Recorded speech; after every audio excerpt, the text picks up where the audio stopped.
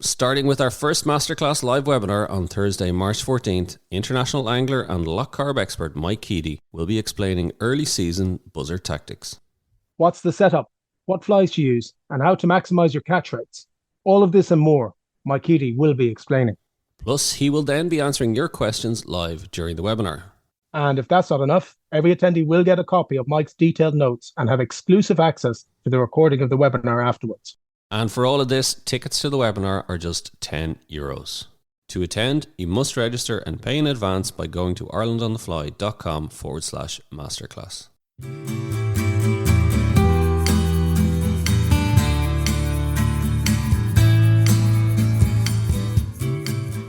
We were coming back from woodcock hunting and I said, we go and have a look to see is there anything there. Basically most of the year there was nothing there. But there was 3 hen fish there and they looked very fresh now. This was, I think it was either 2 weeks before Christmas. And the hen fish were, I would say, between 10 and 15 pounds. There was 3 of them there. But there was a cockfish there. And he was red and he had the spots on him. He had his full spawning regalia on him. And I could see his kype. And my son said to me, he said, Dad, he's a dolphin.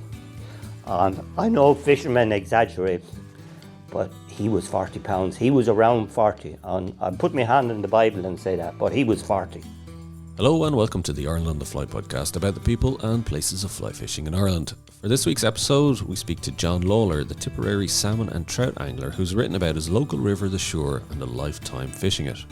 His book, The River Suir, a blue riband river for trout and salmon fishing, is highly recommended for anyone looking to fish the river. And he also has a new book out called Fish Scéalta, Game Fishing from Alaska to Lapland and the Swedish Arctic, which covers his remarkable fishing life beyond Tipperary, covering many of the bucket list destinations we can only dream about, as well as some of his other favourite fishing locations in Ireland. And before we hear from John, Tom, I sent you the picture of the 40-pound salmon that's in a cask lying in John's house. Come on, Daire. Yeah, I saw that.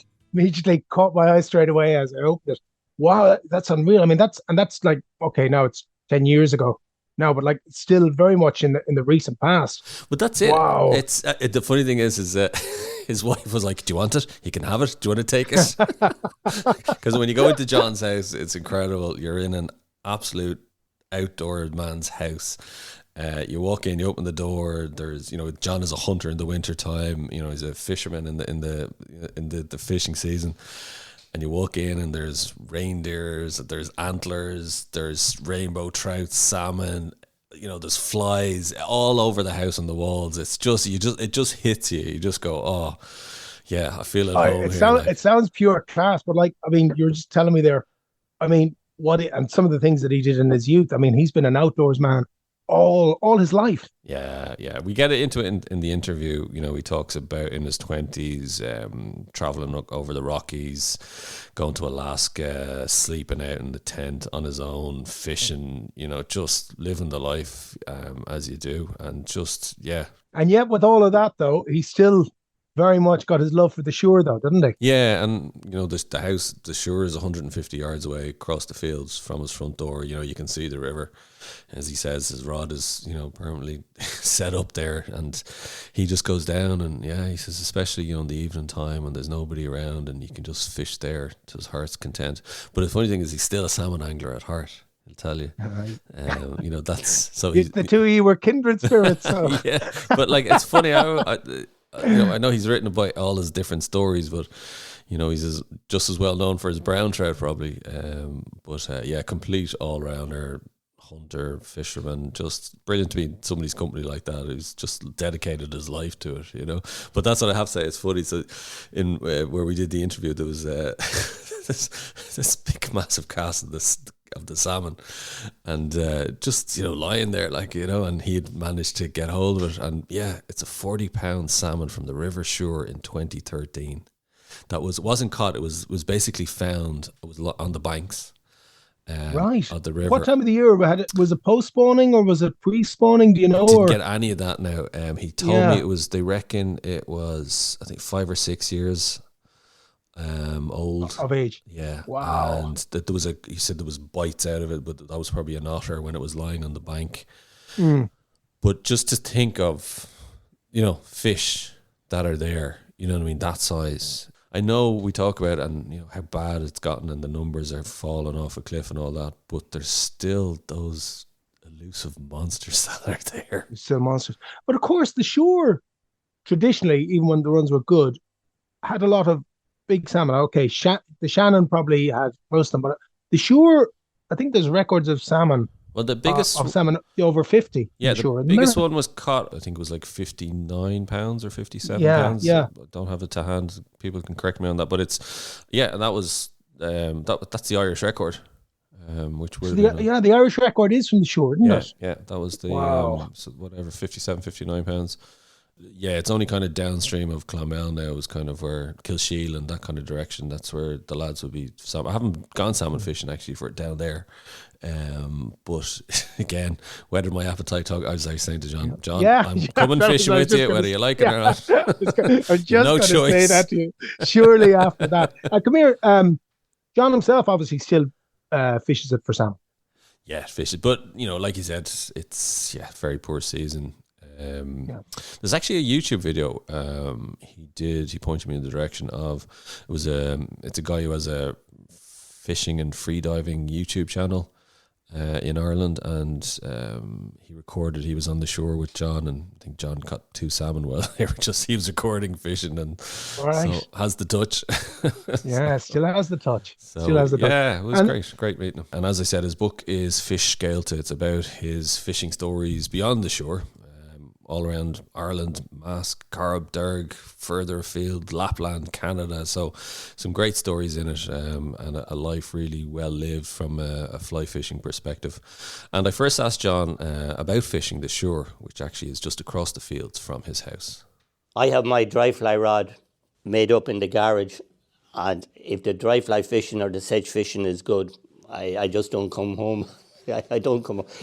You stay down there in the dark till it's all quiet. You might go, say, it could be blue-winged olives first of all, but then the sedges could come on later, and it's pitch black. But the big guys, they let down their shields, and you can catch them, and it's great fishing. But I don't think it's as good as it was. But the rise seems to only last from 5 to 10 minutes now, whereas before it could be 40 minutes. Care Anglers is a great club. We control lots of the river from Quinlan Slip, which is south of Golden. Part of it is in conjunction with Golden. And the whole way down to Carrigatar, which is near the Arfinnan Waters, another club, great trout fishing down there. And, just brilliant fishing. But, say if I drive 20 minutes to one place, but if there wasn't a rise, well, it was a waste of time.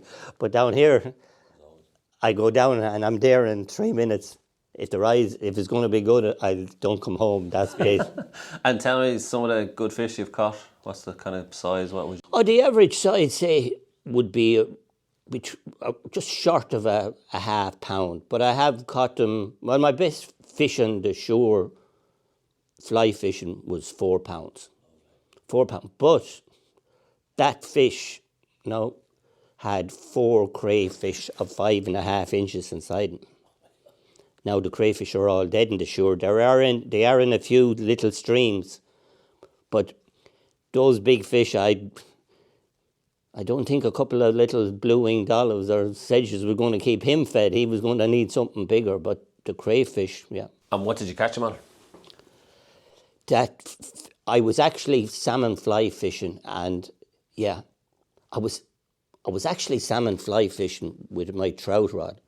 And I think it was a collie dog about a size 12, and the water splashed in front of me. I thought it was a pail or something or a peel, small salmon, but it was a beautiful hen fish, 4 pounds weight. Yeah, fabulous. It's idyllic. I often would fish, say, Ballybrado stretch. Obviously downstream from here, and I can Totally agree. I know what you're saying in terms of those 5-10 minutes. It only comes on for a few minutes, but I love that kind of, just those few minutes when it just starts getting into the dark and it just switches on. And like you said, they lose any inhibitions. Yeah. And it just switches on. And I remember one time, I think I write about it in my book, is I was walking back, you know, it was too dark then, and you know, I'd reeled in and I said, all right, I'm heading home. And I'm literally walking by the riverbank. And all I can describe the sound of the splash was like as if a cow had fallen into the river. The splash was so big. I got the fright of my life. Quickly unhooked tried to cast out, tried to find where the hell it was. Of course, didn't land anything. But it just gives you that sense of, my God, some of the fish that are in there are just... Oh, there's some holes down there, sure, they're deep. And a lot of it is overgrown. It's hard to fish some parts of it now down there. But the old Irish shannockle, they said, Eish le fún na haun agus joig to brack. That means listen to the sound of the river and you will get a trout. So that's what you're saying there in English. I didn't know, I never heard that. Yeah, Eish le fún na haun. Listen to the sound of the river agus joig to brack and you will get a trout. That's brilliant. I'll have to put the Tom Doxa Gregor, so I'll have to say that to him. He'll appreciate that. Like, tell me, in terms of, what about the salmon? Like, that, like, are they're pretty much non-existent at this stretch of the river. Like, you know, people still fish for them below Clonmel, but like the Suir used to have a fantastic back end run, wasn't it? Well, I'm from Clonmel. I started fishing in Clonmel when I was 4 years of age in the river, and I joined the Clonmel District Salmon and Trout Anglers Association when I was 18. I'm 68 now. I only feel about 38. Now, my first love is salmon fishing. Now, I fish for Ireland trout fishing, but my first love is salmon fishing because I grew up in Clonmel and it was brilliant salmon fishing. Now, I married a Care woman like you. There's brilliant trout anglers in Care. International anglers in Care are a dime a dozen. As I always say, the Irish for Care is Cahar Dúníoscaigh, the fort of the fishers. I reckon half my friends in Care were born with a fly rod in their hand. Now, that's the way I put it. But going back to Clonmel, I used to fish below Clonmel. You know, in my profession, I was a national teacher. And when I went to college in Dublin, we used to have to do teaching practices in the summer, at the start of the summer and at the end of the summer. And you couldn't get a summer job because all the jobs were gone. So my only thing was to turn to salmon fishing. And that's what kept me going. That's how I made my pocket money. And my aunt, O'Gorman's Bakery inside in Clonmel, she had tea rooms and she would give me top dollar for it, yeah. But those days, now, last year, 2023, was the worst year in living memory. It was the same on the shore. I fish in Sweden, it was the same there. A friend of mine in Norway said it was the same there. Now, I did fish for Ireland, the World Masters Championships in September in British Columbia, and the pink salmon run. We were supposed to fish some rivers there, but the spawning run was late, and you couldn't fish the river, the practice session, because of that. So it was the same everywhere.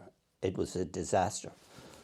But I do remember when I started off in below the town, it's brilliant salmon fly water, brilliant.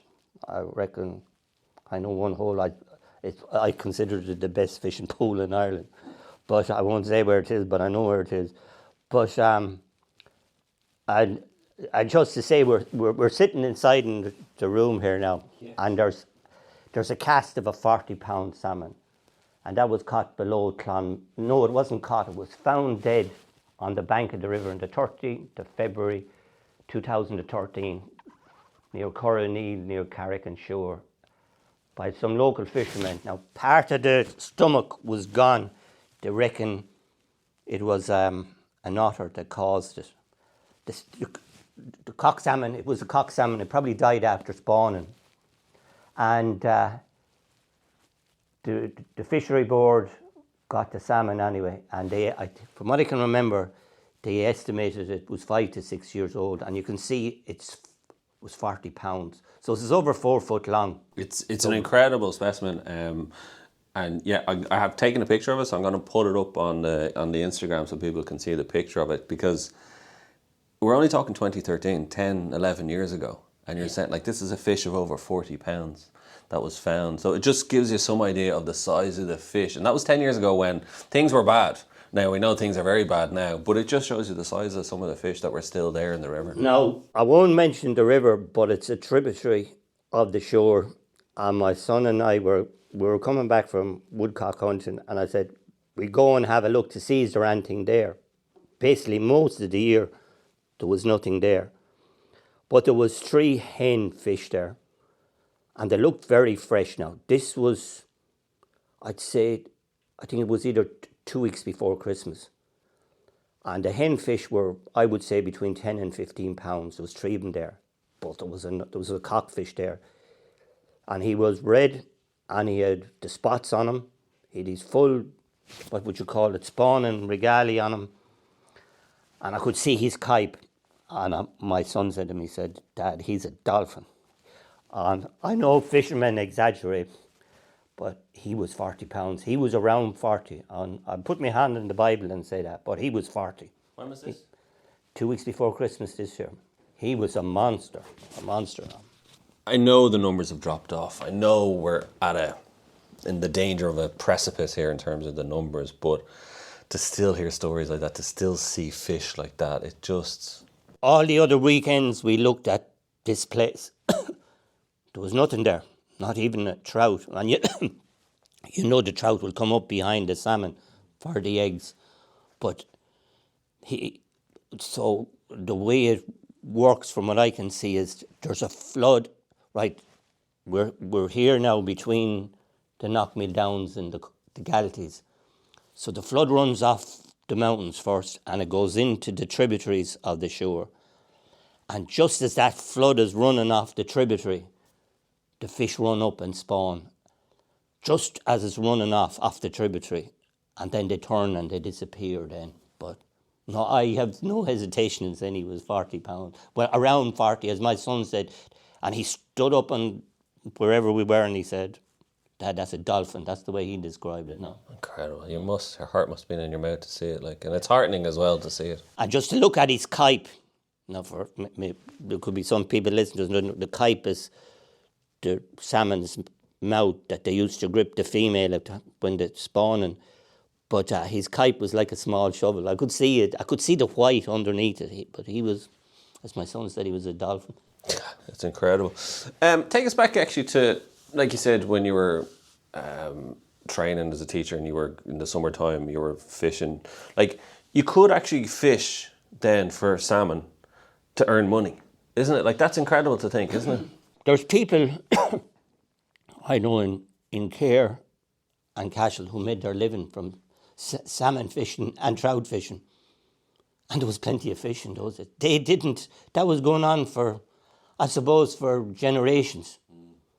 Don't say to me those people wiped out the fish. They didn't. No, they didn't. It was, and so were you, like, was it literally a case of you would see them swimming through the river, like when you'd see the numbers of fish when you were? I remember fishing below in Clonmel, and the nets, the snap nets would be off at the weekends. I think it went on a Friday night at sometimes, and they came back on Monday morning sometimes. I can't remember the exact time. But if you went down below Clonmel, you would see the pail going through, and I mean the 3 to 5 pound salmon. Some people, we call them pail, some people call them peel. But in Clonmel we call them, you would see them going through in shoals. Yeah.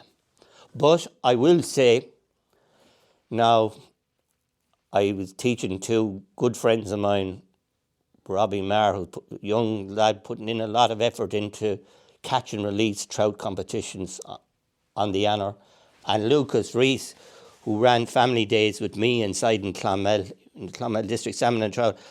I taught Lucas how to salmon fly fish during COVID, when you could go within your county, I think. And we went down below Clonmel, and we used to see in one stretch, this is 4 years ago, could see 50 salmon moving. And Lucas was catching 3 at a time in the morning.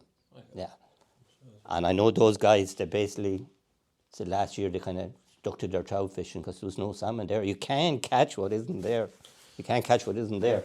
Do you worry about what happened last year in the sense of, Conor Arnold memorably described it as falling off a cliff, and you see what's happening out in the ocean in terms of marine heat waves. We know what's going on in terms of man-made issues like with fish farms, all that kind of stuff. Do you worry that it's terminal? I always say never. Now, we keep records in the Clonmel District Salmon and Trout Anglers Association. You have to say how many salmon you caught every year. And John Condon, he was on the fishery board one time. He does all the records on computer and makes the graphs. So before, everybody could say every 4 years was a good run. So I think COVID now, there was a good run 4 or 5 years ago. So I would be really worried if there isn't a run this year. I don't take drugs, but to me salmon angling is a drug. There's something about it. But I think you have to be crazy to be a bit of a salmon angler because you can be out there. You could be out there for months and catch nothing. But you talk about hatcheries now. Some people say they should be there. Some people say they shouldn't. But you think of the west coast of Canada, British Columbia, say, and what the indigenous, the First Nations people is what they call the Indians there. And how did the Indians, how did they spread the salmon around? You know what they did? They got the salmon eggs, the salmon spawn, and got a little basket and moss and put the eggs in it, and then they distribute them around. Now, I was fishing in the Masters team there in September, and I was on a bridge on the Clearwater, and you could see the salmon running up along the side of the river, and they were even spawning. This was the last 2 weeks in September, but right behind them were the big rainbows, and the big rainbows had basically all, in this particular area, all our trout fishing messed up because the smaller fish were hiding that we were looking for. But what the big rainbows would do, they would attack the female pinks to get them to lay their eggs and eat the eggs. But it was interesting to see there was dead salmon in the bottom of the river. There was dead salmon along the shore. And you say to yourself, gee, that's terrible. Nothing is surviving. But that's the way with the Pacific salmon. And it was only when you saw it with your own, they all die. So because of your love of salmon fishing, did that lead you then to want to fish international locations? And hence, obviously, there's a lot of stories in your book about that. When I was doing my leaving cert in, 73, on the Irish course, in those days you could get 2 honours for Irish. There was a book called Rohi Moore and Tail by Mickey McGowan. And Mickey McGowan came from a small farm in Donegal. And there wasn't, as you know, there wasn't much unemployment in Ireland. So he worked on local farms. Then he went to the north of Ireland. Then he went to Scotland picking potatoes. Then he went to Montana. I've been into Montana. You see the flag of it there on the book. And he worked in the mines. But then there was the gold rush in the Klondike. Like many a young man, he says, I'm going there. Now, he did go there, and he went up through Skagway and the Chilcoot Pass. I'm reading this, and they fed on moose. I don't know, it did something to me. I said, I'm going to do this myself. So I met, I used to be the secretary of the Clonmel, the Shore Valley and District Gun Club when I was 22. And we had a release pen in Lisrona, but the man who owned the land, he had a daughter in Canada. So I flew over to Canada, and I got on a Greyhound bus. I had a youth hostel card, a rucksack, a one-man tent, cook traveller's checks. That's what you had in those days. And I started hitching. And the first day I started hitching, I couldn't get a lift. I didn't realise this local prison was nearby. So I got on a Greyhound bus, crossed the prairies, went to Calgary, up into the Rockies, fished in the Rockies. I remember once staying in the youth hostel, and there was a fella sitting at the table, and he was staring into oblivion. There was something wrong with him. I said to one of the guys, I said, what's wrong with him? He was attacked by a bear earlier on today. And I used to carry a knife myself, 5.5 inch. Then over the Rocky Mountains into Vancouver, up Victoria, Vancouver, Ireland, salmon jumping everywhere, up into Ketchikan in Alaska. But I'd lost some money, so I couldn't go any further. So I lived in the forest there for a week on salmon and milk and cheese. Cost me $15. If you were to do it today now, it probably cost you $4,500. But I wanted to go to Skagway, but I'd run out of money. So then I came back down, and then one day I missed the bus, and all my gear went away on the Greyhound bus. I had to sleep in the ditch for the night. But then I said to myself, gee, because if there's ever a war, it'll toughen me up. So it was cold, so I had a hoodie. I put the hoodie over my head, and I had a couple of sandwiches. And I took the tin foil off the sandwiches and I put that inside my chest to keep warm. And it was nice and quiet there for the night. Sure, woke up in the morning, the local Royal Canadian Mounted Police station was down the road. But twice I slept in the ditch on the side of the road over there, yeah. You were obviously used to being outdoors. Didn't bother you camping out, sleeping out in the rough? You're out in all weathers fishing. You get wet and damp. But over there, it's dry heat. To be honest, the worst thing was the mosquitoes. That was tough when you get when a mosquito bites, he injects you with something, an anticoagulant, to stop your bleeding so he can suck your blood, and that makes you itchy. And you would scratch the bite until it would bleed, because of having the cut bleed was better than the itch. No, that was it. And you got great fishing? Yeah, all right kind of fishing I caught. I caught lots of bass. I went up into the Rocky Mountains looking for a cutthroat. I didn't catch any, but you weren't allowed to go too far back into the mountains because there were grizzlies there. Now, grizzlies don't take any captives, they're the boss. And I remember I caught Dolly Varden in Alaska and pink salmon, but I came out one morning for my breakfast. You had salmon for breakfast, dinner, and tea, And it was everything you caught? Yeah, you wrapped the salmon in tin foil, and you made a fire. Now, it was hard enough to make a fire because it was the Tongass rainforest. It wouldn't be an equatorial, it would be a temperate rainforest. And you'd throw the salmon in and open up the tin foil and eat it. And you'd have some left over for your breakfast in the morning, but it came out one morning and everything was gone. I think either a bear or a wolf took it. So you got your fly line and you tied it up between trees and you hung your food from it. But you could not keep the food or your rucksack inside in the tent because the bears or whatever could come in. And the reason why you couldn't have your rucksack inside, it was very hot during the day and you'd sweat and there'd be salt in the back of the rucksack so they can smell the salt. And you were on your own for the 2 months? Yeah, but he who travels alone travels furthest and fastest. And you'd meet people all the time. You're never on your own. No, you weren't. You camped out with fellas, you met women on the boats going off up there. I remember lying out in the boat looking up to see the Northern Lights. Never saw the Northern Lights. Sleeping on the deck of the boat. Did that kind of give you the taste for the wilderness and, going out into these places? Yeah. So you've gone to, tell us about some of the other highlights that you've... So then I suppose, Conor Ireland is a great friend of mine. And in 2005, I was 50 and I had my money saved up to go to Patagonia, to Rio Gallagher. So, we know enough about that. So anyway... But then I qualify for the world, the Fipsmoosh World Championships in Sweden. Never in Sweden before. So there were 6 of us in the Irish team. So went to Sweden on a I just fell in love with the place. Like, there was sea trout, Arctic char, grayling. Never caught a grayling in my life, and I just fell in love with the place.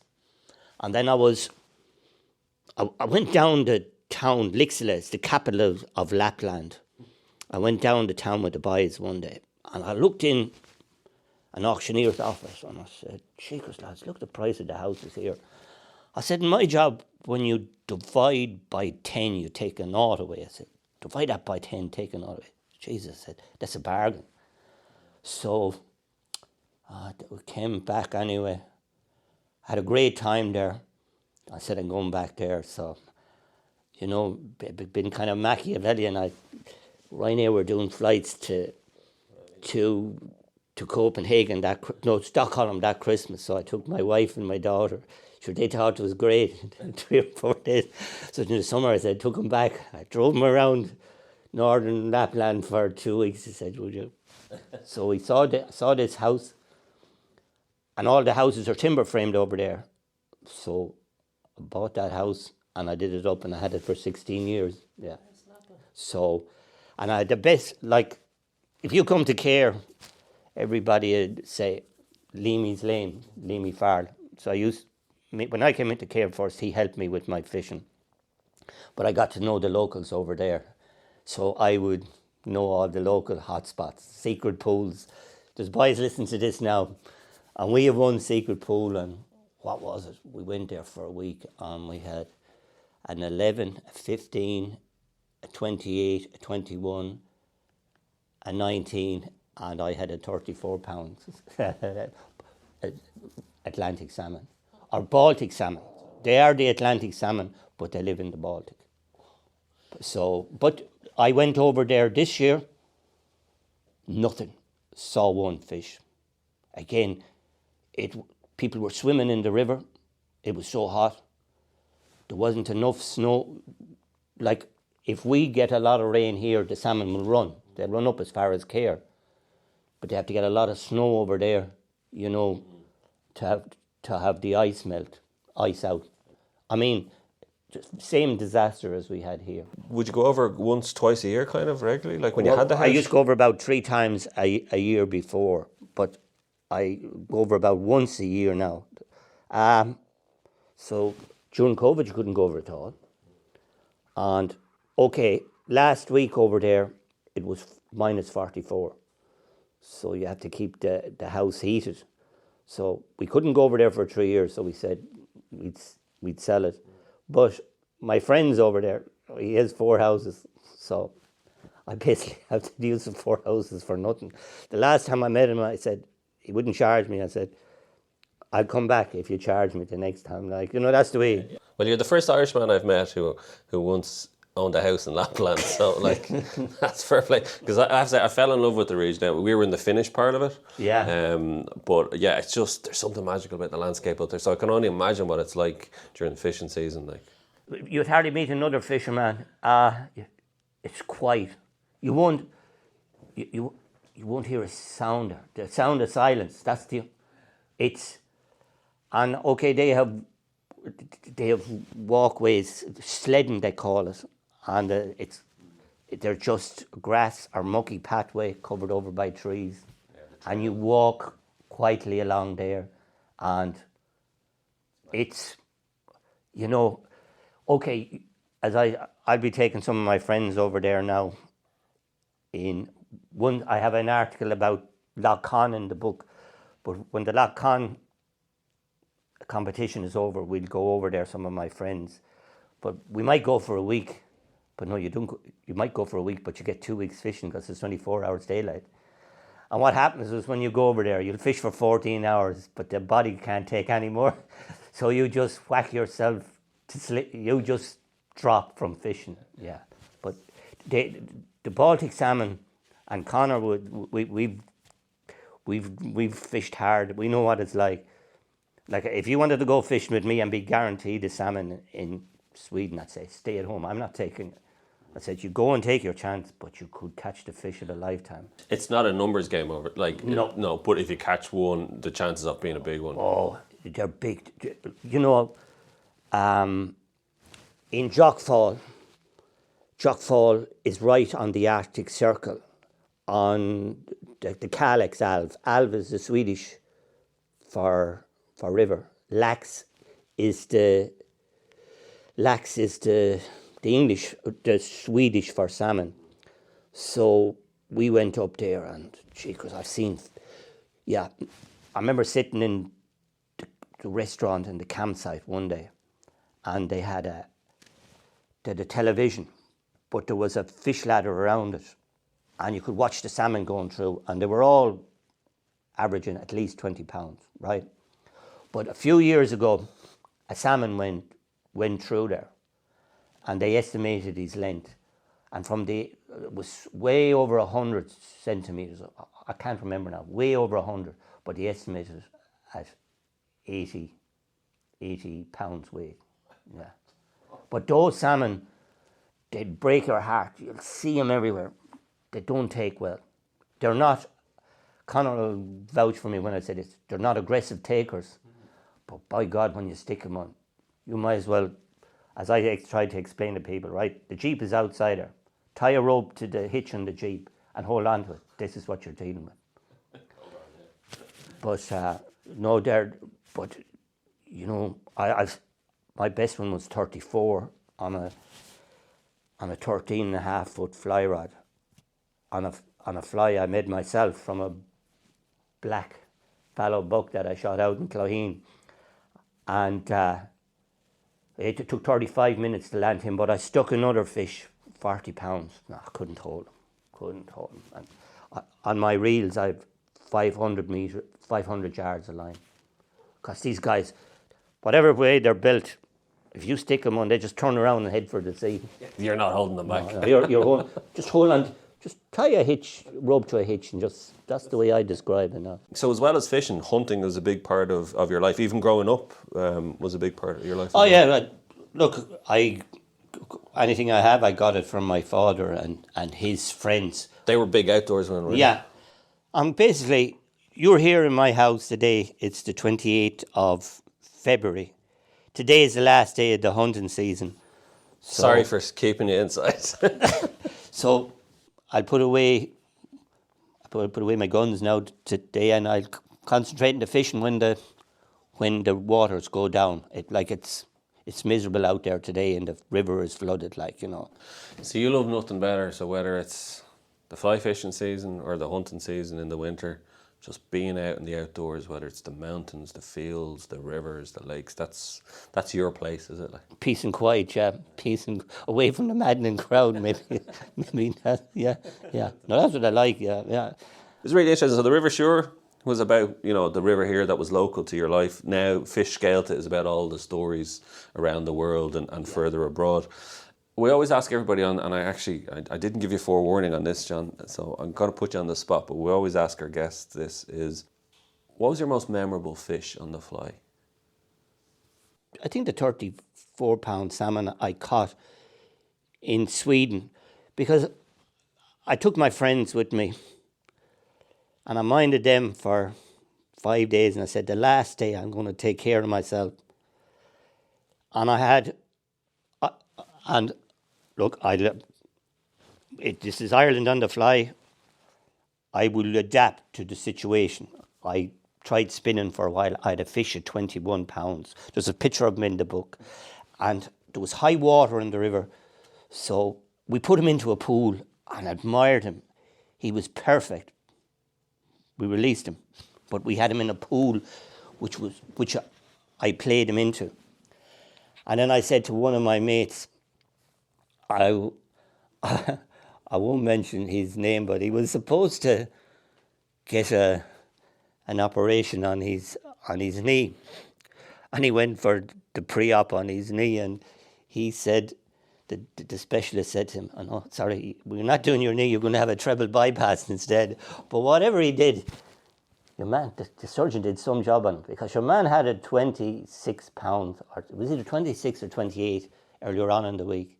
And he carried him up a cliff, basically.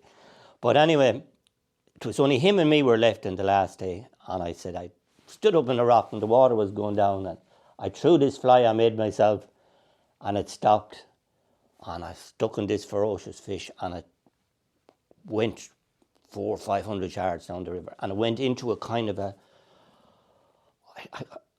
lake, dead water, and I played it for ages, and eventually I got the fish in. It was a hen fish. Now my mate wasn't too used to a mobile phone, so the picture of me holding it in my hand doesn't give the right.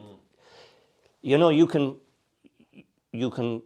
destroy the idea of a fish by shoving the fish into the person's camera, but he's 25 yards away from me, and he couldn't get down to me, and he wasn't used to an iPhone. But that was my most memorable, because I had lost so many big fish there before. They frayed the line and rocks, but I had learned from my mistakes, and the fish went through the gap in the rocks and into the lake. But in the end, to get in the fish, I used to have, instead of pumping the fish, I had to run about 12 yards, pull the fish, and then wind in. I pulled her and back. I didn't pump it. That was it. So, and then I suppose the next fish after that would be the ones I lost, the 40-pounders I lost. Oh, Christ almighty. Yeah. I'd just like to know what size they were. Yeah, exactly. The one that got away. Well, I'm going to ask you a follow-up then. Can you give me a memorable fish on the fly on the shore? My best salmon on the shore was down in Ardfinnan. I was using a 15-foot 1 rod. It was the last day of September, the last day of the season. And I had two choices. It was after work. It was the last day of the grouse season. You can only go shooting grouse for 1 month of the year. The last day of the salmon season. What would I do?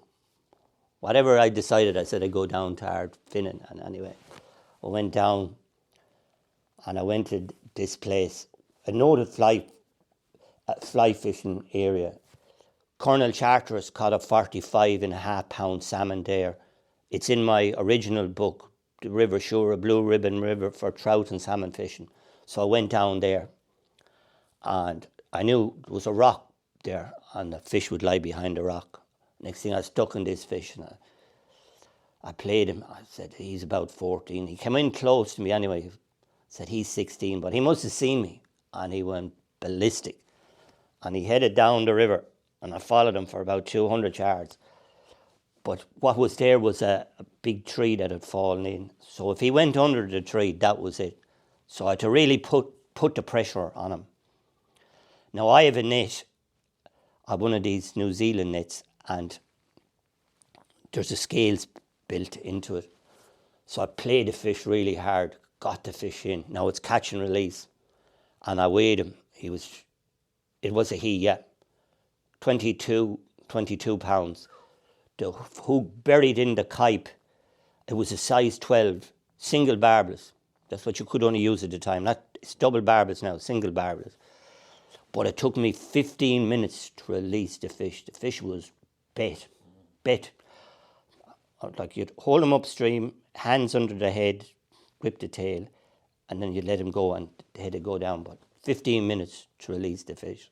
And what's your hopes for the season now to come? You know, hopefully the salmon season will pick up. You'll obviously do a good bit of trout fishing. Do you kind of do the trout fishing more kind of dry fly summer evenings type, or would you start now after Paddy's Day? I'll put it to you this way. The fishing season begins on the shore on the 17th of March for salmon and trout.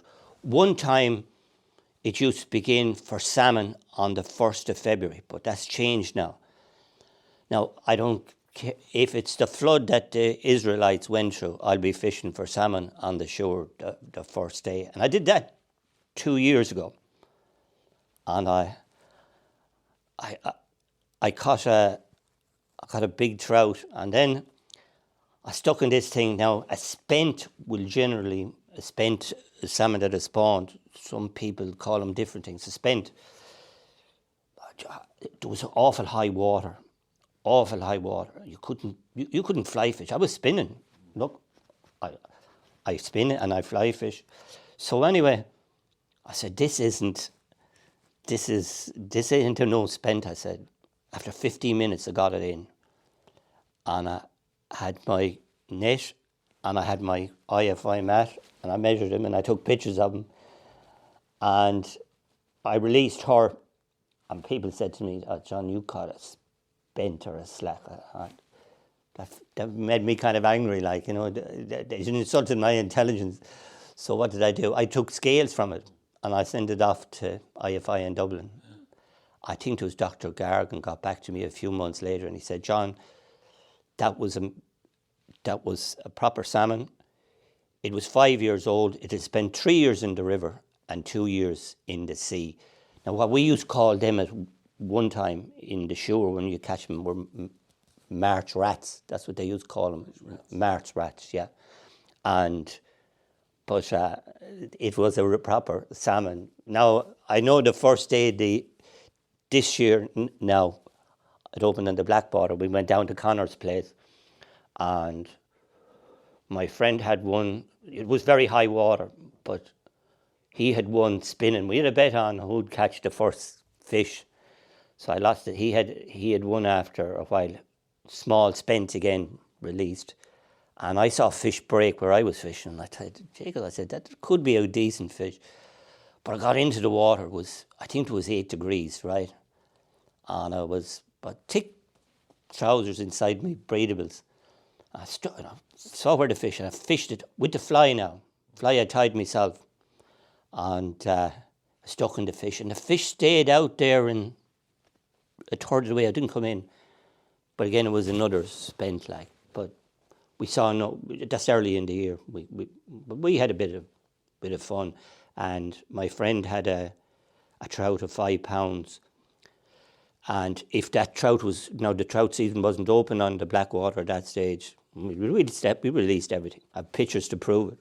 But if that fish was caught, during the proper season, he'd be 7 pounds. After the bad winters we had, the floods. Like I was shooting duck down near the shore, and I heard something behind myself one night in the field. I thought it might be a rat or something like that, but it was either a salmon or a big trout. Yeah. In a field. The field had flooded and the water gone back. It's so flooded, isn't it, at the moment? Like I've been hoping to try and get out, and then it's like the water is so high. It's gone again, yeah. It's just there's no let up with it. Like, so, look, fingers crossed for the season to come in terms of the salmon numbers. Hopefully we'll see some kind of return. It can't be as bad as last year, touch wood. And I'm sure hopefully this time I might meet you on the riverbank sometime, John. I haven't seen you first time I've met you, so hopefully this time I'll recognise you now. We only live in 5 kilometres of Barn. Exactly. And just to let people know, the new book is called Scéalta, Game Fishing from Alaska to Lapland and the Swedish Arctic by John Lawler. It's available on Amazon. It's on Amazon. Amazon is the place to get it, yeah. Perfect. And it's full of stories from Montauk, British Columbia, Sweden, Lapland, and even as far afield as the Mask. And there's Lough Derg, Lough Sheelan, Lough Conn, and there's Rutland and Ibrook and Menteith in Scotland as well. Well, look, I hope people have got a real sense of your journey as an angler. There's incredible stories there, and if you want to read more, Scéalta by John Lawler is out now on Amazon. John, thank you very much for joining me. Thank you. And tight lines. Yes. And remember, Éis le fum na haun agus yoig do brag. Our thanks to John Lawler for joining us on the show. Don't forget to rate, review and follow the Ireland on the Fly podcast on Apple, Spotify or wherever you get your podcasts from. Plus you can keep up to date on IrelandOnTheFly.com as well as on Instagram, and myself and Tom will be back with another episode about the people and places of fly fishing in Ireland.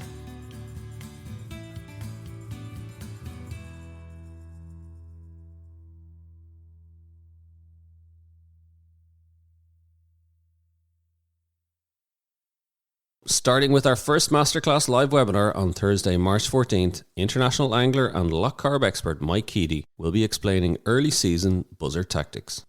What's the setup, what flies to use, and how to maximise your catch rates. All of this and more, Mike Keady will be explaining. Plus, he will then be answering your questions live during the webinar. And if that's not enough, every attendee will get a copy of Mike's detailed notes and have exclusive access to the recording of the webinar afterwards. And for all of this, tickets to the webinar are just €10. To attend, you must register and pay in advance by going to irelandonthefly.com/masterclass.